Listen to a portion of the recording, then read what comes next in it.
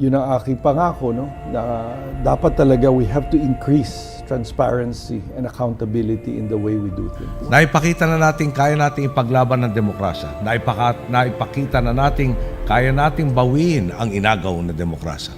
Ngayon, napatunayan natin kaya nating paganahin ang demokrasya para sa kabubuti ng ating mga mamamayan.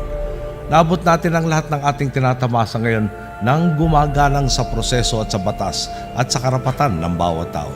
One word, credible. No, yun ang aming holy grail for our 2016 elections. Pa natatapos ang investigasyon ng COMELEC sa nangyari umanong paggalaw na isang taga-Smartmatic sa transparency server ng noong COMELEC gabi at ng Smartmatic na may nabago sa script ng isang computer program na nasa isang Smartmatic, transparency in server. my opinion, has breached our protocol. And for that, they should be liable to the people of the Philippines. Tiwala ang Pangulo na hindi na makakabalik pa ang mga Marcos para pamunuan ang bansa. Taas noong kong masasabi, tinupod ko ang lahat ng panata ko. May 9, 2016. More than 44.9 million Filipinos trooped to the polling stations to cast their votes for the 16th presidential and vice presidential elections. The number represents about 81% of the total number of voters, surpassing the voter turnout in the 2010 presidential election. Meanwhile, overseas absentee voting increased by 300%. Davao City Mayor Rodrigo Duterte, in an overwhelming victory, won as the 16th President of the Philippines. Many viewed his win as a protest vote by Filipinos who are fed up with the outgoing Aquino administration's handling of national issues. President Duterte got a lot of protest votes. What is protest votes? There were a lot of people who were very unhappy with the past administration. I believe that really the votes in favor of the candidate incoming was more an expression of the anger towards the previous administration. And that's why it's practically a landslide, no? Practically a landslide. Duterte's electoral success is phenomenal because he is the first president from Mindanao, a region plagued by extreme poverty and numerous local conflicts. The tough-talking mayor introduced himself as a man of the masses, an ordinary politician from the province who was prepared to rid the country of crime and corruption in less than 6 months. Frustrated by the repeated failures of the Liberal Party candidates, an overwhelming number of voters gave their support to the fearless leader from Davao. He defeated 4 other prominent and resource-rich candidates, led by Aquino-endorsed Manuel Mar Araneta Rojas II of the Liberal Party, independent candidate Senator Grace Poe, Vice President Jejomar Binay, and the late Senator Miriam Defensor Santiago. For the longest time, social media has been reflecting that the incumbent President Digong Duterte has been leading by large margin, but the mainstream media has been downplaying it.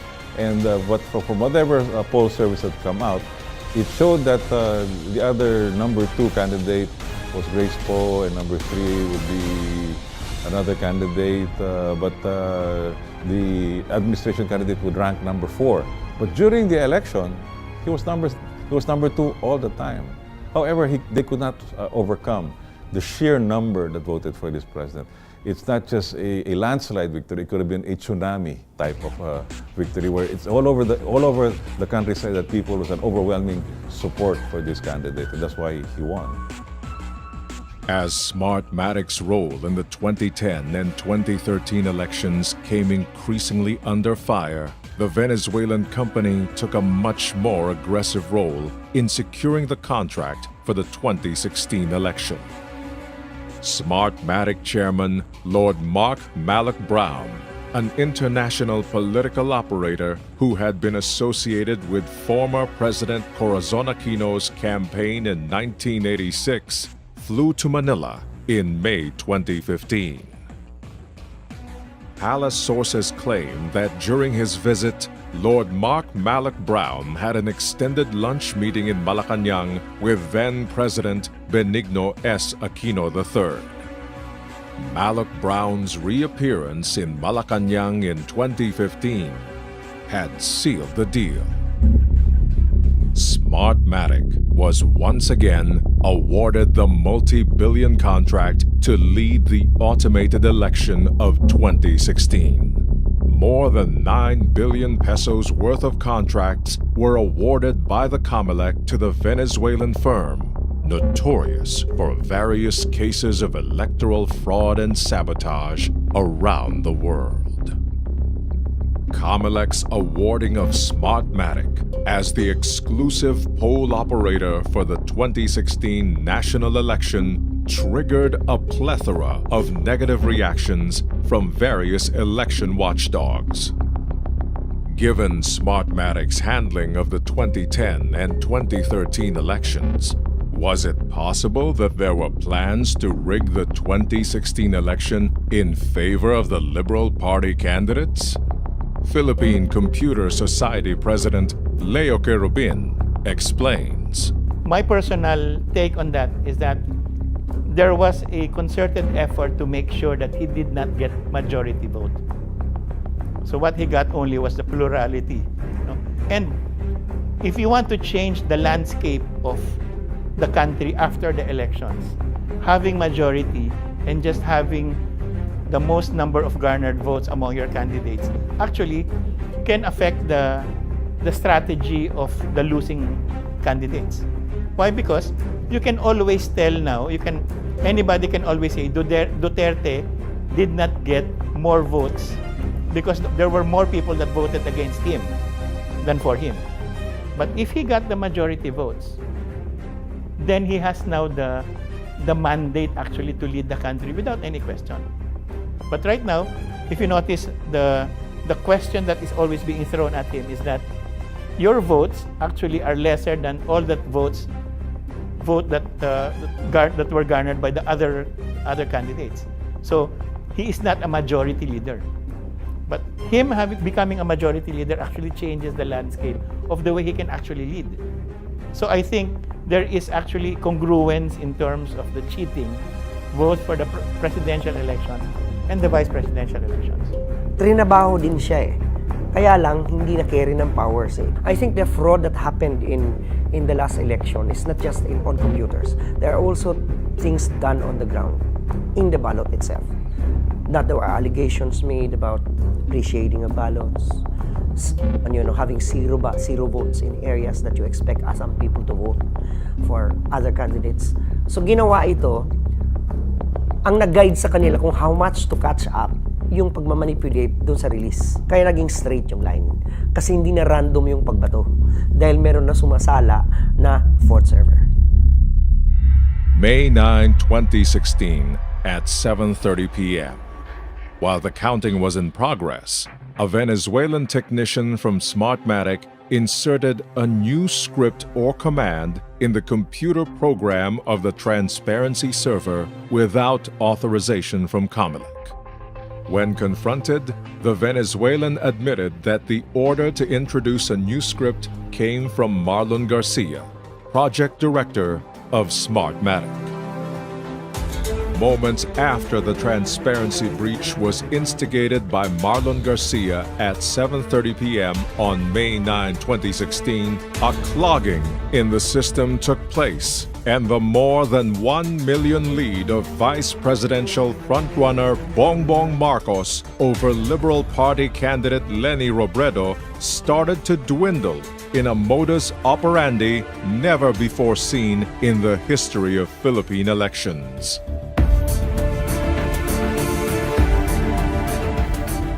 Soon after the closing of the May 9 polls, both presidential and vice presidential frontrunners Rodrigo Duterte and Ferdinand Bongbong Marcos Jr. topped the exit polls conducted by the social weather station. Duterte eclipsed the other candidates with 39.6%, while Marcos led by 34.9%.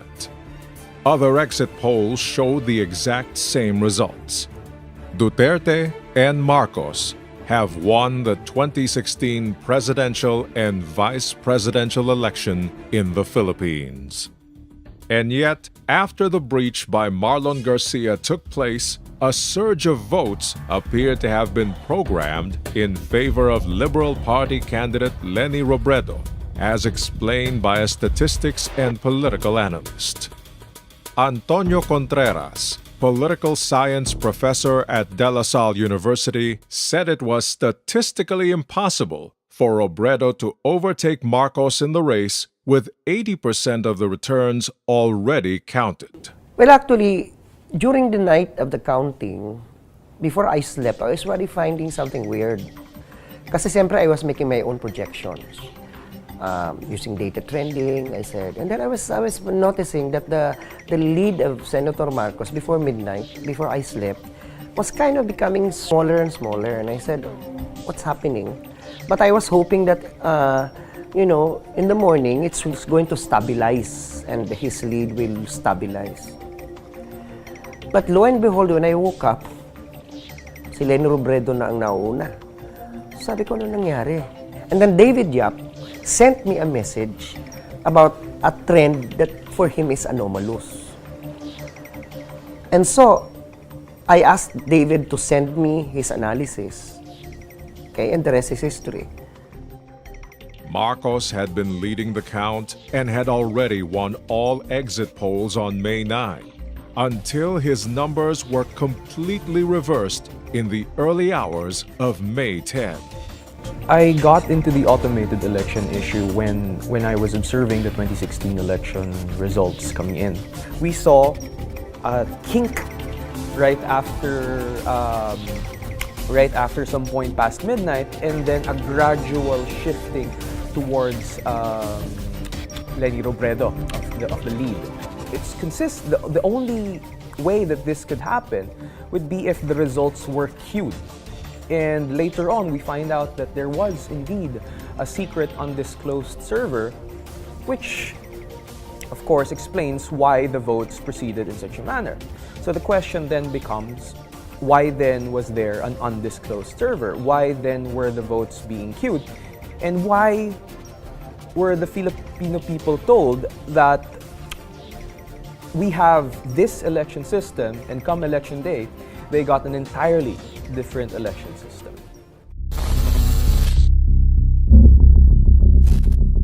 At first, the COMELEC denied that Marlon Garcia was anywhere near the servers.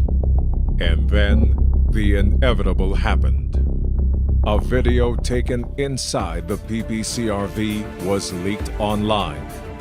The footage showed several Filipino system engineers confronting and questioning the Venezuelan technician who illegally inserted a new command or script to the program. As the online expose went viral, COMELEC chairman Andres Bautista had no choice but to hold a press conference. Bautista wanted desperately to come up with an alternative explanation to help Marlon Garcia and Smartmatic from being charged with electoral sabotage. In a press conference held on May 13, 2016, Marlon Garcia, aided by COMELEC chairman Andres Bautista, maintained that the tweaking of the transparency server script was just a minor cosmetic change, and that this alteration did not require the permission of the COMELEC. He further explained that the tweak altered the program's hash code, but not the poll results. Garcia later contradicted his first statement by claiming that the change could only be done after the COMELEC and Smartmatic officials input their individual passwords, implying consent from both agencies. Garcia's claim was later denied by COMELEC Commissioner Rowena Guanzon. Smartmatic, in my opinion, has breached our protocol. So, did the so-called cosmetic change made by Smartmatic project director Marlon Garcia trigger the sudden increase of votes for Liberal Party Vice Presidential candidate Leni Robredo in the wee hours of May 10, 2016?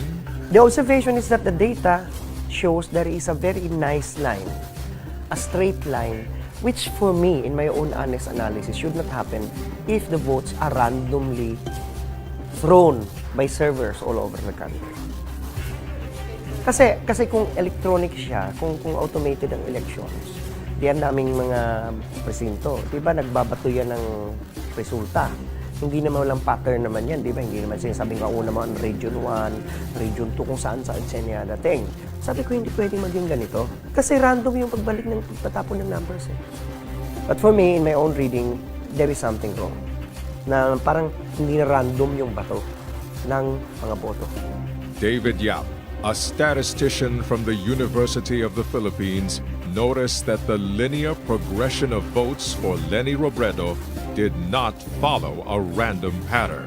What we saw was a gradual vote increase, then an abrupt vote decrease. Now, if we go with the reasoning behind the concept of Baluarte, if the votes from the north dried up and the votes from Bicol came in, then what we should have observed was a sudden and abrupt change in the manner in which the votes progressed. The explanation for what we observed was, in fact, the queuing of the results. The manner in which the votes proceeded would appear that they were gated behind, apparently, an undisclosed server. During a hearing at the Manila Prosecutor's Office on July 21, 2016, the camp of Vice Presidential candidate Bongbong Marcos was surprised to learn directly from Smartmatic that it used several servers apart from those sanctioned by the COMELEC during the May 2016 elections. So the question is, there is such a queue server. There's a queue server. And called queue server is part of the transmission services. So there is. Yes.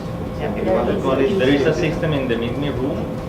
I believe that's what you're calling queue server. There is a system in the MIDME room. Marlon Garcia, head of the technical support team of Venezuela's Smartmatic, admitted on record that aside from the servers sanctioned by the COMELEC in the transmission of votes under the Automated Election System, or AES, there also existed several other servers in place. The truth would soon be revealed. A queue server had been kept under wraps by both the COMELEC and Smartmatic. Instead of the votes being transmitted directly to the Municipal Board of Canvassing server, the COMELEC server, and the Transparency server as required by law, the results were first coursed through a queue server, one that is not sanctioned by the law. The existence of a queue server was a clear violation of the Election Automation Law RA 9369 because it was never subjected to a source code review as mandated by Section 15. Garcia also admitted the existence of a secret room where other servers were located. So far, Smartmatic has finally admitted that there is such a server. But the problem is, nobody knows where it is. Who controls it? Obviously, Smartmatic does because they know about it. And that is what we should be watching, where we should be watching. So hopefully in the next election, that will be made clear exactly as to where it is located and that we will have access to see what is happening. The admission of the existence of several other servers in the AES validated all the earlier contention that indeed Smartmatic was not forthright about the details of the system it employed during the elections of 2010, 2013, and 2016. Simply stated, the election results, which were broadcast to the public, did not come directly from the three servers as sanctioned by the law.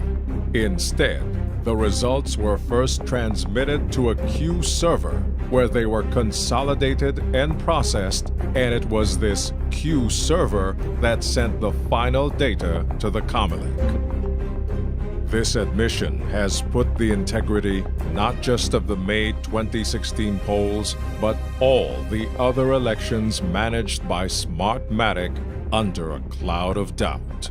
Smartmatic is a very good company when it comes to all of this, to marketing and to manipulations and all that. But at the end of the day, I think it's the Filipinos that are actually suffering because, number one, there is always that kind of doubt that comes after the elections. After the election, there shouldn't be any doubt. In fact, I keep on saying that in the latest elections in 2016, if there is one person who should really be pissed off, and pardon my French, should really be pissed off with Smartmatic, it should be the Vice President. Because of what Smartmatic did, there is now always an asterisk beside her name. No? Because there's no doubt whether she really won the elections or not. If she really believes that majority of the Filipinos voted for her or that she garnered more votes than the next contender, Bongbong Marcos, then she should be the first in line to say, let's do a recount. She should be the first in line to say, let's count all of this, let's open all the ballots and let's count it, and let's make sure that it was the will of the people was truly reflected in the votes. But with the kind of delay tactics that she's doing, then I'm a little bit worried about her intentions. It is horrible in a sense that an election must truly reflect the wills of the people. We tried automating it. Fine. The speed is there. Perhaps the efficiency. But we did not take care of the fact that it should be credible. A credible election is not just a function of speed. It's not just a function of efficiency. Because you can also make cheating and fraud fast and efficient. So ang nakita ko dito, parang mas nag-shift lang yung mga mandadaya eh. Nag-automate tayo, so pati yung pandadaya, ginawa ding automated at mabilis at efficient. Yun ang tingin ko doon. At yung eleksyon, hindi yun na safeguard. Dahil mismo din kagagawa ng COMELEC. For example, yung pinabayaan nila na pwedeng makialam kahit sino. Diba? Diba yun ang justification nila? Meron naman daw authority na yung taga Smartmatic. So you compromise the whole system. And then bakit may fourth server? Wala naman yan, di ba? Dapat. Hindi pa yan ipapaliwanag hanggang sa ngayon. Tsaka yung mga sinistrip nila yung mga laman ng mga computers, di ba? Na dapat di ba pangalagaan mo pa ngayong security niyan dahil mayroong protesta. Yung mga nagibang ang bobo ngayon ng warehouse nila sa Santa Rosa, makes you ask, ano nangyayari? So, lumalabas na credible pa ba yung resulta? As COMELEC made it appear, the counting and canvassing of the election results would basically be an automated process, free from human intervention and presumably safe from manipulation. The election protests and server discrepancies during the May 2016 polls clearly proved that this was not the case. Contrary to the poll body's representations, Smartmatic's automated election system was riddled with serious vulnerabilities, exposing the entire system to shenanigans. I have always believed, and I will always try to live by this motto: the power to change our destiny lies in our own hands. If you choose rightly, you will reap the benefits of a good choice. If you choose wrongly, you will suffer for your wrong choice. And we get to exercise that choice only every 3 years sa eleksyon. Pero kung ang ating election system is rigged, our election system is tampered, that choice doesn't matter. We all suffer. Kaya ang panawagan ko po sa taong bayan, magkaisa ho tayo sa isyung ito. Ipaglaban po natin hanggang makamit natin ang totoong malinis na halalan. The 2016 national elections may be over, but the controversies surrounding the 2010, 2013, and 2016 automated polls are clearly not. If these serious allegations are not explained and resolved by the COMELEC, now headed by Chairman Andres Bautista, before the 2019 midterm elections, various experts and election watchdogs believe that the Smartmatic automated election system should be permanently junked and replaced with a foolproof, transparent, and easily verifiable technology from other legitimate automated election system providers. So, moving forward, I think there should be a thorough review of the contract between Smartmatic and COMELEC by a third party. Maybe this could be done by the Philippine Association of Lawyers or the Integrated Bar of the Philippines. No? So they can review the contract, and then what are the violations? And then let the contracting parties pay if ever there's any deficiency. I have always stated that I have great questions on how things are done. I have discussed with Smartmatic directly. I have engaged with him, in Congress and in Senate, debated with them, yet they refuse to listen.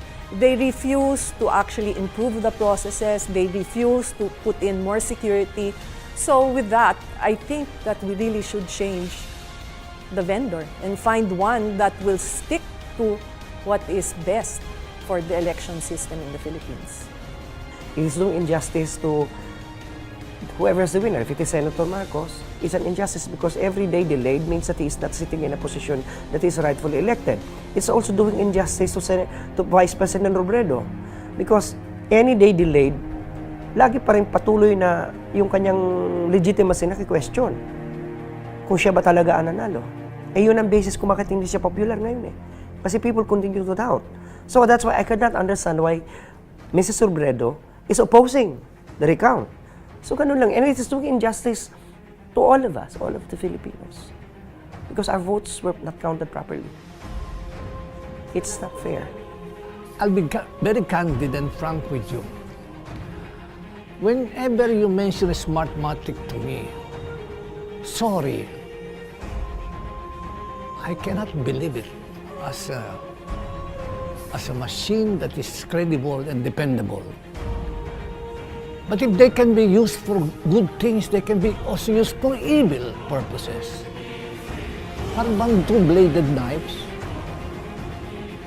And my experience was bad in the sense that it was used to perpetuate something wrong, to confirm something evil, to sell something false. Medyo nakakasira ng kalooban at saka nakakagalit. Call me narrow-minded, call me deaf, dumb, and blind. I'm sorry, but Smartmatic is not acceptable.